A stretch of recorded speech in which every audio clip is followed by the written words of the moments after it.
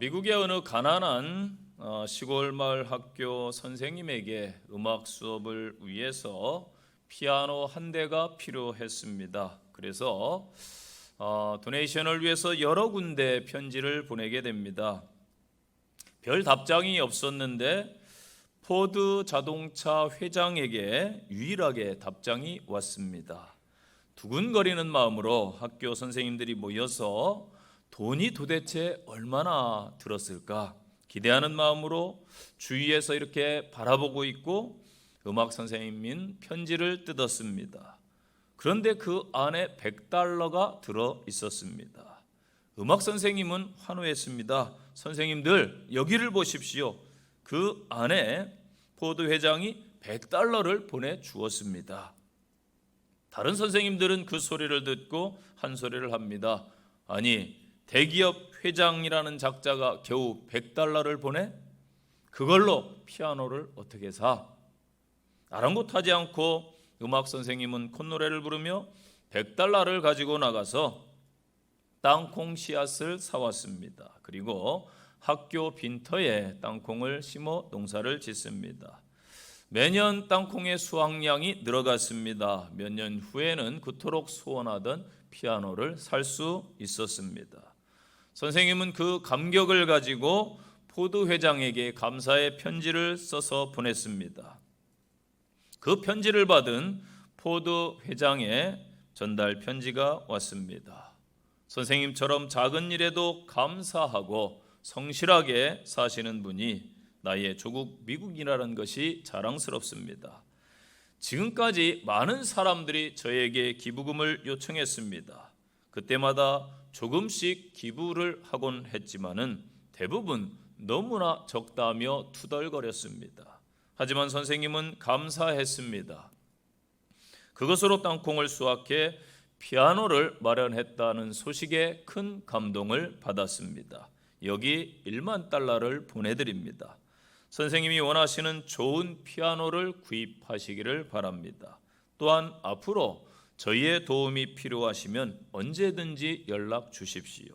액수와 상관없이 선생님의 부탁이라면 제가 기꺼이 도와드리겠습니다. 선생님을 존경하는 포드로부터. 오늘날 세계적인 대부호 빌 게이츠, 마크 저커버그, 또 앨런 머스크, 죽은 스티브 잡스 등등이 있습니다. 그들이 천문학적인 물질을 소유했는데 과연 만족하고 있을까요? 제가 볼 때는 아니더라고요. 그들은 더 많은 물질을 위해 지금 투자하고 있고 사람들은 그것을 뒤따르며 박수를 보내고 있습니다. 대표적으로 스티브 잡스는 췌장암으로 세상을 떠났습니다. 그의 인생 마지막을 앞두고 회고의 글을 남겼지요. 자신이 그토록 자랑스럽게 여겼던 주변인들의 갈채와 막대한 부는 죽음 앞에서 빛을 잃었다라고 고백했습니다. 오늘 본문의 바울은 차디찬 감옥에서 앞으로 닥쳐올 죽음을 예감하고 있습니다. 그는 그러나 전혀 다른 고백을 하고 있습니다. 오늘 본문을 통해서 깨닫는 은혜가 저와 여러분에게 임하시기를 바랍니다. 첫 번째 교훈입니다. 어떠한 형편에든지 라고 바울이 고백하고 있습니다. 11절 보세요. 어떠한 형편에 내가 있든지. 당시 바울은 매우 궁핍했습니다. 더군다나 자유를 박탈당한 채 불편한 삶을 살고 있었습니다. 설상가상으로 빌립보 교회 성도들의 후원금은 늦게 도착을 하고 있습니다. 이 모든 형편은 사실 하나님께서 통제하신 것입니다. 왜 그랬을까요? 하나님께서는 바울로 하여금 깨닫기를 원했던 것입니다. 여러분, 현재 여러분의 상황은 반드시 하나님의 뜻과 하나님의 계획이 있음을 아시기를 바랍니다. 바울은 자신을 재정적으로 지원해 준 것에 대해 빌립보 성도들에게 감사하면서 자신은 어떠한 상황과 환경에서도 자족할 줄 아는 사람임을 밝히고 있습니다. 어떤 형편은 내가 처해 있는 상황이 무엇이든지라고 해석을 할 수가 있습니다. 여러분, 사람은 환경의 지배를 받습니다. 그래서 환경이 정말 중요하죠. 오늘날 막 크리스찬들이 짜증이 난다고 그래요. 왜 그럴까요? 저희는 예배해야 될 존재인데 마음껏 예배하지 못하는 환경이니까 그런 반응들이 나오는 것이죠. 그래서 환경이 정말 중요합니다. 아이들이 진학하거나 유치원에서 초등학교에서 중학교로 가면은 부모들이 아마 아이의 방을 다시 정돈해 줄 거예요. 새로운 환경, 열심히 공부하라고. 또 이사가도 아이들의 방을 새롭게 꾸며주죠. 왜냐하면 공부할 환경을 만들어주고 안정적인 환경을 위해서지요. 여러분, 동물들도 환경이 바뀌면은 어려워합니다. 우리에 갇힌 야생 동물들이 시간이 지나면은 반복적인 이상한 행동을 하지요. 정령 행동이라고 합니다. 동물들도 좋은 환경을 만나야 되고 반려동물들도 좋은 주인을 만나야 되는 것입니다. 그렇다면 믿음의 사람들은 어떠해야 합니까? 당연히 영적인 좋은 환경 가운데 거해야 됩니다. 그것을 위해 노력하는 저와 여러분이 되시기를 바랍니다. 혹 그렇지 않을지라도 바울은 환경은 문제가 안 된다라고 오늘 고백하고 있습니다. 바울은 비록 자신이 곤경 가운데 처한 것은 분명한 사실이지만 이 어려움으로부터 벗어나는 것이 자신의 주된 관심사가 아님을 밝혀주고 있습니다. 어떠한 형편에든지로 번역된 이 헬라어 엔호이스 에이미, 문자적으로 어떠한 환경에서도 나는 존재한다 이 말입니다. 곤경에 처한 그의 궁핍한 생활에 대해서 숙명적으로 받아들이거나 체념했다라는 의미가 아닙니다. 오히려 외적인 형편이 어떠하든지 근심과 걱정으로부터 내가 초연하다, 그것을 말씀하고 있는 것입니다. 바울은 예수 그리스도로 말미암은 은혜와 평강을 덧입고 있기 때문에 외적 조건을 초연해서 자족할 수 있었던 것입니다. 이 바울의 믿음과 은혜가 저와 여러분에게 온전히 임하시기를 당부드립니다. 성도들 중에서 어려워지면은 신앙생활에 열심을 내는 성도들이 있습니다. 그러다가 좀 나아지면은 언제 그랬냐는 듯 시들시들해집니다. 물론 대부분의 사람이 그렇습니다. 내가 아쉬울 때는 잘 대해주다가도 내가 형편이 좀 나아지면은 언제 그랬냐는 듯 변하는 사람들도 혹 있습니다. 바울은 선교 여행을 하면서 정말로 수많은 형편에 처했습니다. 매도 맞고 감옥에도 들어가고 굶기도 하고 헐벗기도 하고 때로는 사람들이 막 신격화해서 높여줌을 당하기도 하고 그는 늘 여러 환경에 처했지만은 한결 같았습니다. 우리는 현재 물질이 지배하는 시대에 살아가고 있습니다. 그러다 보니까 물질이 많으면은 아주 행복해 합니다. 물질이 부족하면은 힘이 처져가지고 불평을 해댑니다. 물질이 많으면은 막 미소가 번지고 물질이 없으면은 금방 풀이 죽기도 합니다. 현재 바울은 여러분 어떠한 환경 가운데 있습니까? 빌립보서를 쓸 당시에는 차디찬 감옥에 있었습니다. 여러분 지금의 감옥이야 시설이 참 좋다고 그래요. 냉난방이 됐는 데도 있다고 하니까 얼마나 세계에서 제일 좋은 교도소를 쭉 TV에서 보여주는데 호텔보다 좋더라고요. 깜짝 놀랐어요. 아직까지 우리나라는 그런 호텔급은 없는데 스위스나 저 유럽에 가면 있습니다. 그래서 서로 감옥 가려고 막 환장한대요. 여러분 그러나 그 옛날 감옥은 너무나 열악했습니다. 감옥에 재수가 되면은 인격이 없습니다. 사람 대접을 받지 못합니다. 오늘날에도 감옥에 가면은 이름으로 불리지 않아요. 사람이 번호로 불립니다. 너는 죄인이기 때문에 인권이 없다는 것이지요. 한국은 워낙 시설이 좋고 인권이 거세서 오히려 교도소 식단이 학교 급식보다 좋다고 실제적으로 그러더라고요. 저도 인권을 추구하지만은 정말 중죄인들은 그에 합당한 처벌을 받는 것이 바른 인권이라고 저는 보고 있습니다. 그러나 과거 바울 당시 환경이 정말 비참한 지경입니다. 바울은 어떠한 환경에서도 하나님의 큰 뜻과 하나님의 계획 섭리가 있음을 믿었어요. 하나님의 자녀에게는 모든 것이 합력하여 선을 이룬다는 것을 믿었습니다. 우리의 믿음도 이처럼 바울과 같아야 될 줄로 믿습니다. 성경의 인물 중에 다윗이 참 어려운 환경 가운데 놓여 있었습니다. 그의 대표적인 시를 보면은 사망의 음침한 골짜기로 내가 다닌다라고 고백하고 있습니다. 사울에게 쫓기는 그 추격의 삶 얼마나 피곤했겠습니까? 그럼에도 그는 하나님이 나의 목자가 되셔서 나를 인도하고 지켜주시니 내가 걱정이 없습니다 라고 고백했습니다. 바울은 어떤 형편에 있든지 동일했습니다. 높은 데 있다고 교만하거나 낮은 데 있다고 비굴하지 않았습니다. 웬만한 풍파에도 요동하지 않는 내적인 만족감으로 인해서 어떠한 유혹이나 시련도 극복을 할 수가 있었습니다. 결국 바울의 고백은 그가 성숙한 믿음의 소유자였음을 말하고 있습니다. 고린도서 3장 5절 말씀입니다. 우리가 무슨 일이든지 우리에게서 난 것 같이 스스로 만족할 것이 아니니 우리의 만족은 오직 하나님으로부터 나느니라. 아멘. 두 번째 교훈입니다. 오늘 12절 말씀이에요. 일체의 비결을 배웠다라고 고백하고 있습니다. 모든 일에 일체의 비결을 배웠노니, 여기 모든 일은 특수한 상황과 그냥 평범한 그러한 일입니다. 모든 상황을 가리킵니다.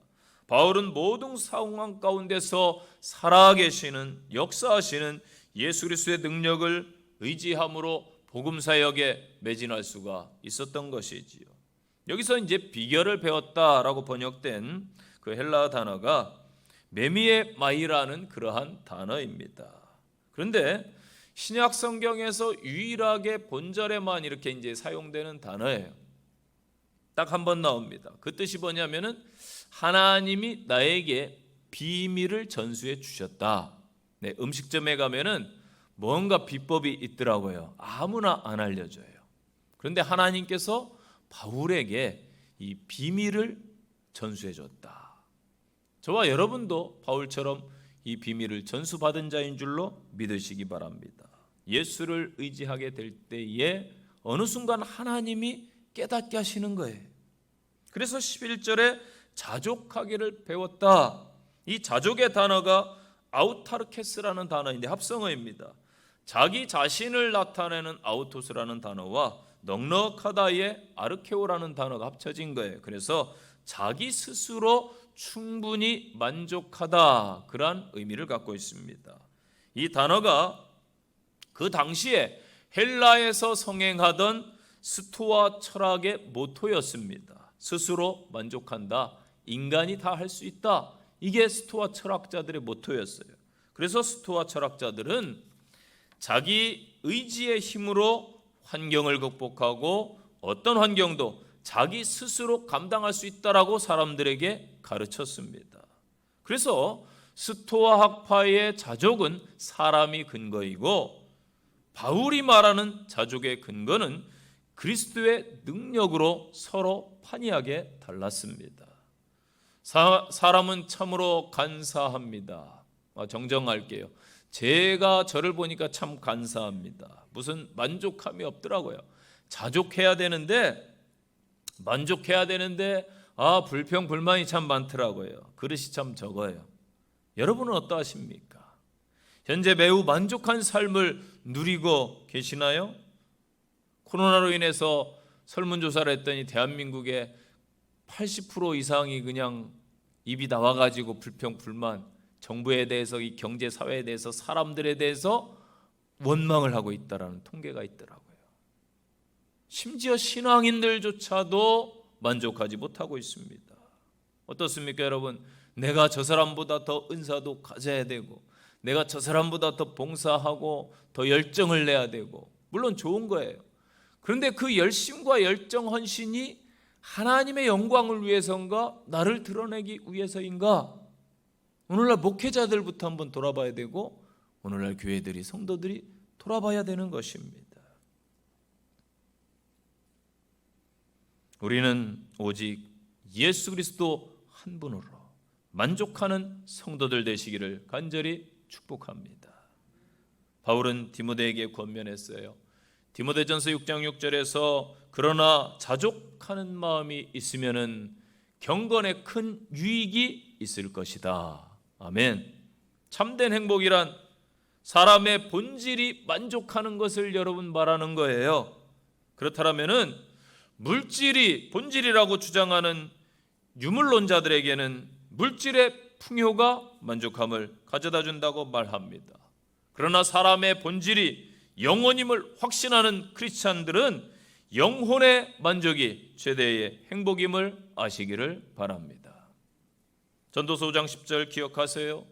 은을 사랑하는 자는 은으로 만족하지 못하고 풍부를 사랑하는 자는 소득으로 만족하지 아니한다. 아멘. 여러분, 무엇이 인간의 비극일까요? 저는요, 인간의 비극이 많이 있지만은 욕심이라고 봅니다. 충분한데 더 가지려고 하는 욕심들이 있어요. 대부분 많이 가졌으면서도 더 가지려 하고 만족해하지 못합니다. 심지어 타인의 것을 막 빼앗기도 합니다. 이런 이야기가 있습니다. 낙이 한 마리가 너무나 삶이 힘들어요. 그래서 신에게 간절히 기도를 했습니다. 지금 주인이 정원사인데 먹을 것도 조금밖에 안 주고 일이 너무나 많아요. 이 봉사하는 일로부터 벗어나게 저를 다른 주인을 만나게 해주세요. 신에게 간절히 기도했더니 이 낙의 불만을 들은 신이 도자기를 만드는 곳에 나귀를 보냈습니다. 나귀는 안타깝게도 이전보다 훨씬 무거운 짐을 매일 운반해야 했습니다. 그래가지고 다시 신에게 기도를 합니다. 신이시여, 너무 일이 어려워서 허리도 아프고 힘들어요. 허리가 끊어질 것 같아요. 저를 다른 주인에게 보내주세요. 이번에도 신이 불평이 가득한 나귀의 기도를 들어주셨습니다. 그래가지고 이번에는 피역공에게 보냈습니다. 나귀는 이전보다 더욱 악독한 주인을 만나서 이렇게 탄식을 합니다. 얼마나 내 인생이, 나귀 인생이 비참한 인생인가. 이제까지의 주인들이 참으로 좋았었는데 나는 만족하지 못했구나. 지금 주인은 나를 더욱더 심하게 부려먹을 뿐 아니라 내가 죽고 나면 나의 가죽도 벗길 거야. 여러분, 사람의 욕심은 이처럼 한계가 끝이 없습니다.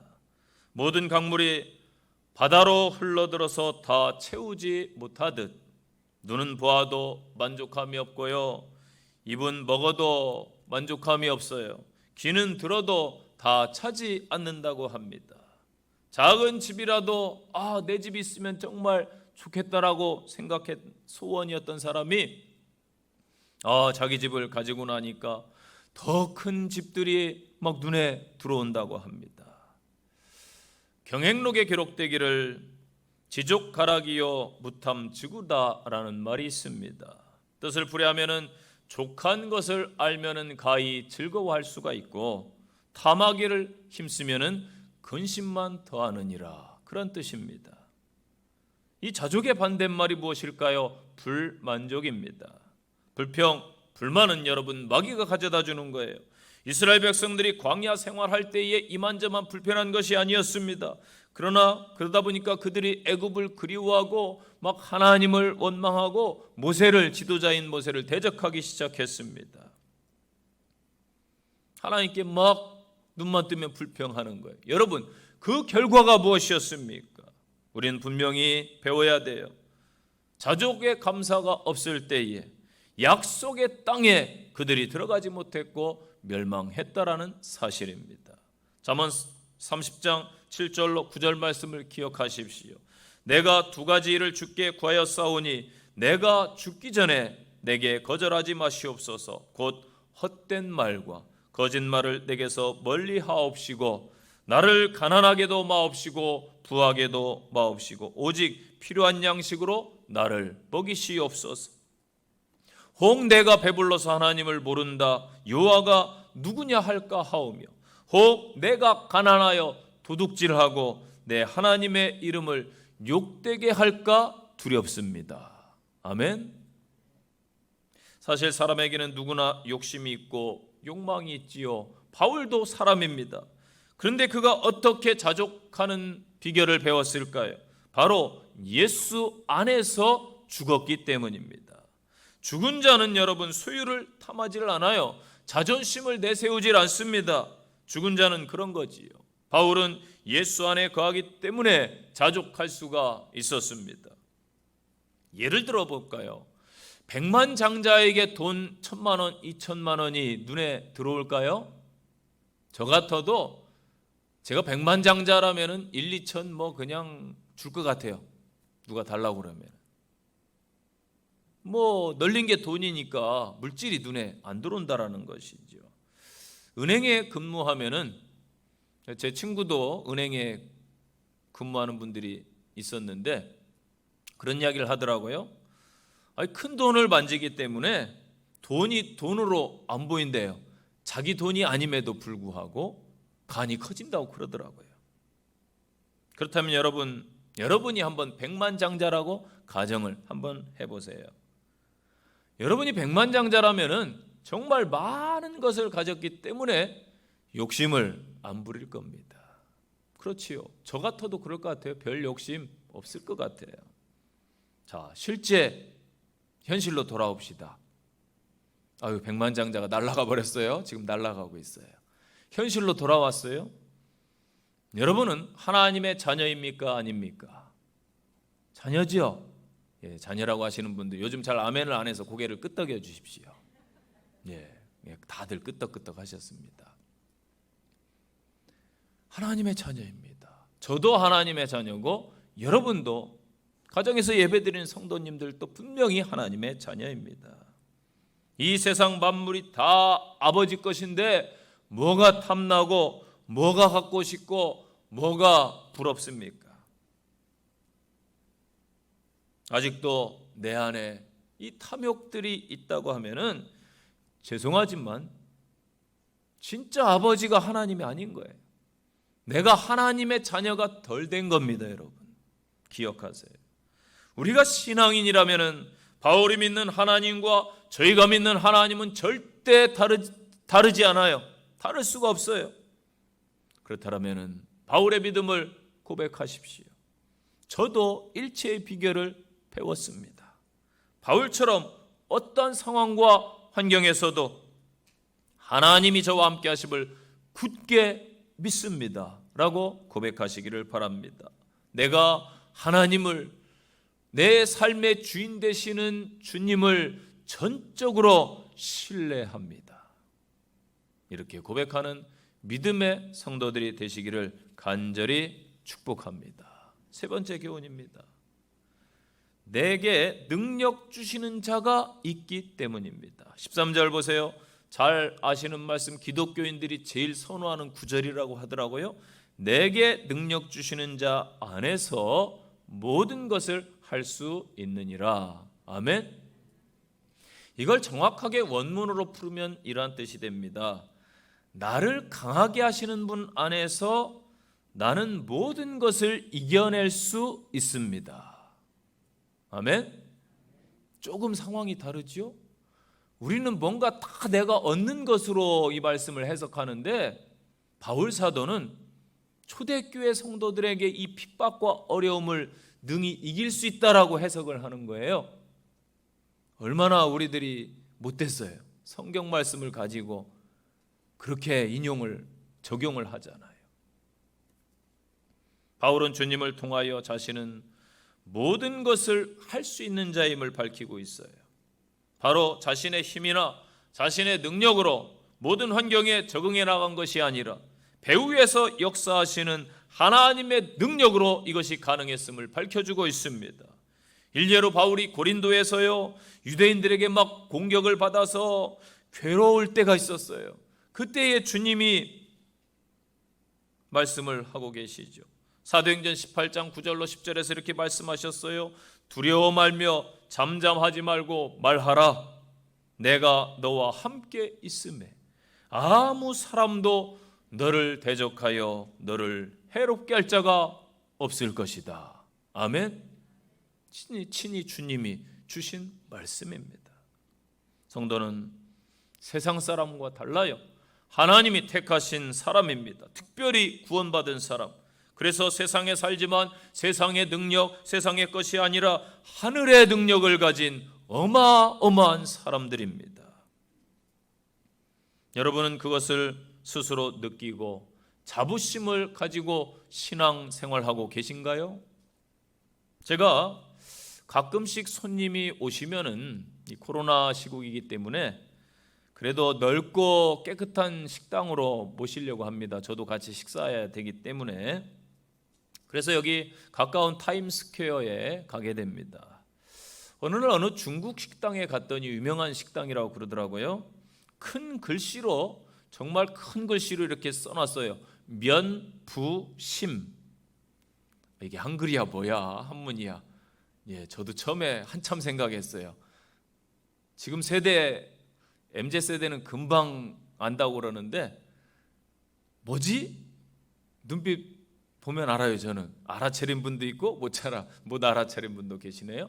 면부심, 이 말이 무슨 말이냐면은 중국집이니까 우리는 면에 대한 자부심이 강하다, 이런 뜻이에요. 저와 여러분은 하나님의 자녀입니다. 따라서 하십시오. 하부심. 아멘. 무슨 뜻일까요? 하나님에 대한 자부심이 강하다. 아멘. 저와 여러분이 그러한 성도가 되어야 될 줄로 믿습니다. 하나님은 바울에게 힘과 능력을 주셨어요. 오늘 우리 성도들에게도 이 아침에 동일하게 허락하십니다. 위로부터 임하는 능력을 가져야 여러분 이 어려운 세상을 이길 수가 있어요. 인간의 자아를 이길 수가 있어요. 성령의 능력으로 악한 마귀의 권세를 대적할 수가 있습니다. 하나님은 그런데요, 아무에게나 능력을 주시지 않아요. 이러한 믿음을 가진 자, 온전히 하나님을 신뢰하는 자에게 하늘의 능력을 주십니다. 엘리야가 여러분 불의 능력을 받았어요. 엘리야가 왜 불의 능력을 받았을 것 같아요? 거짓 선지자들을 대적하고 안타까워하는 백성을 향한 그런 마음이, 믿음이 있었기 때문입니다. 하나님은 다윗에게 능력을 주셔서 골리앗을 무너뜨렸어요. 그런데 왜 다윗에게 능력을 주셨어요? 이스라엘 모든 군사는 쪼그라져 가지고 기죽어 있는데 다윗은 골리앗을 보면서 첫마디가 저놈이 감히 하나님의 이름을 모욕해? 의분이 일어났던 거예요. 그 믿음을 보신 거예요. 우리 성도는 어떠합니까? 이 죄악된 세상을 현재 바라보시면서 저와 여러분은 어떤 느낌이 듭니까? 불의와 부정과 부패를 보면은 어떠한 생각이 드십니까? 아무렇지도 않다면은 우리 또한 타락한 거예요. 하나님 앞에 거룩한 분노와 하나님의 마음을 달라고 엎드려야 될 줄로 믿습니다. 가치관이 모호한 이 세대를 보면서 죄악 속에 침몰해가는 이 대한민국 사회를 보면서 정직하고 깨끗하고 존경받을 만한 그러한 지도자가 없는 이 정치판을 보면서 우리는 가슴을 치면서 하나님의 능력을 구해야 될 줄로 믿습니다.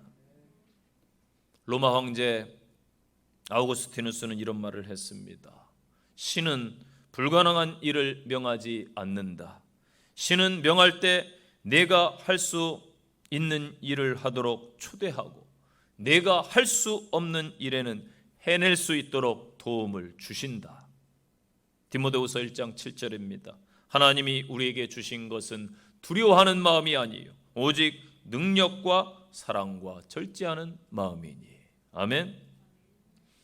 예수님은 하나님의 아들로서 모든 것을 가진 분이셨습니다. 부유하신 분입니다. 그러나 그는 이 땅에 인간의 모습으로, 죄인의 모습으로 낮은 자들과 함께 하셨고 그렇게 어려운 삶을 사셨습니다.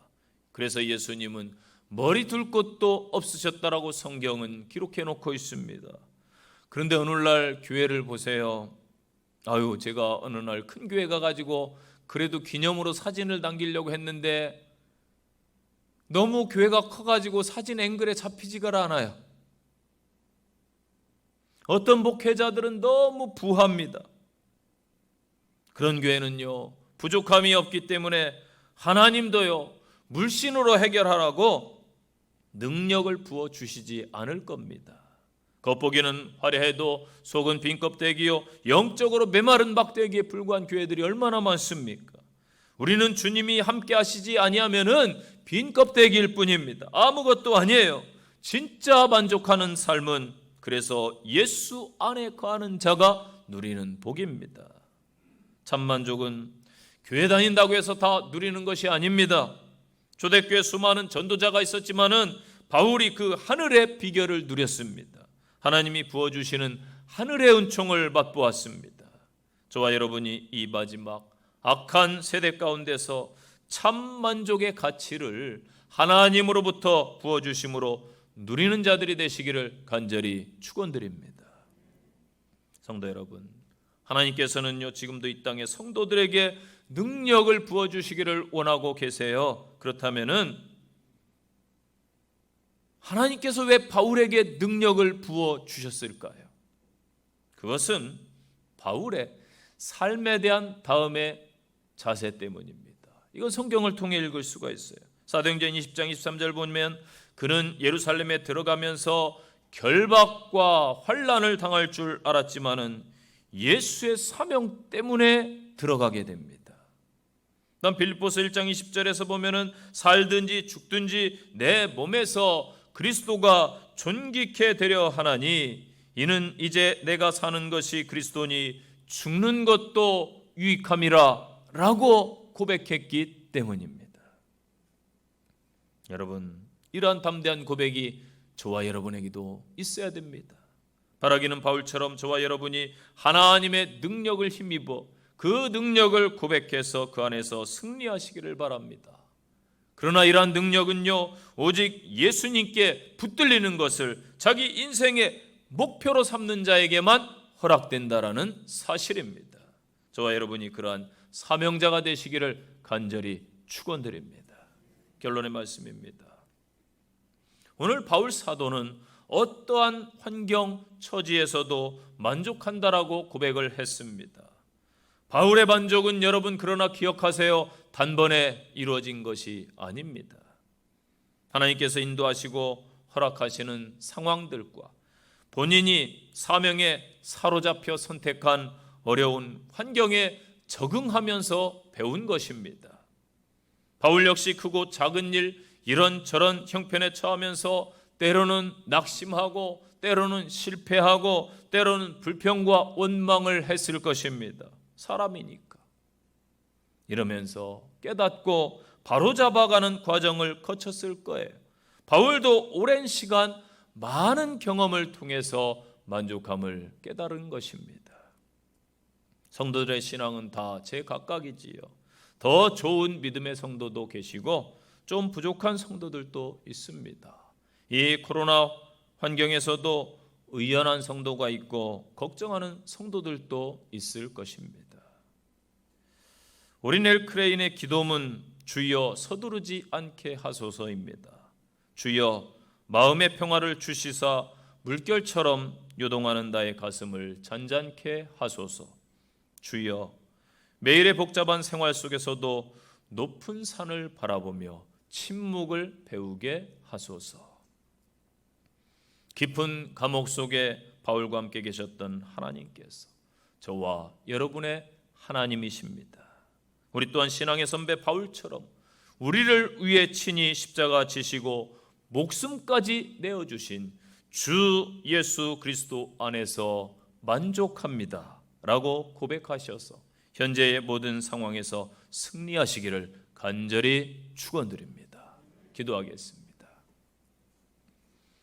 인간의 생사화복을 주관하시는 아버지 하나님, 주의 자녀들이 여기 있습니다. 전 세계적으로 어려운 이때에 하나님께서 긍휼을 베풀어 주시고 회복과 올바른 통제를 하셔서 믿음의 성도들을 통해 이 땅이 만족을 누리며 행복하게 하옵시고 회복되게 하옵소서.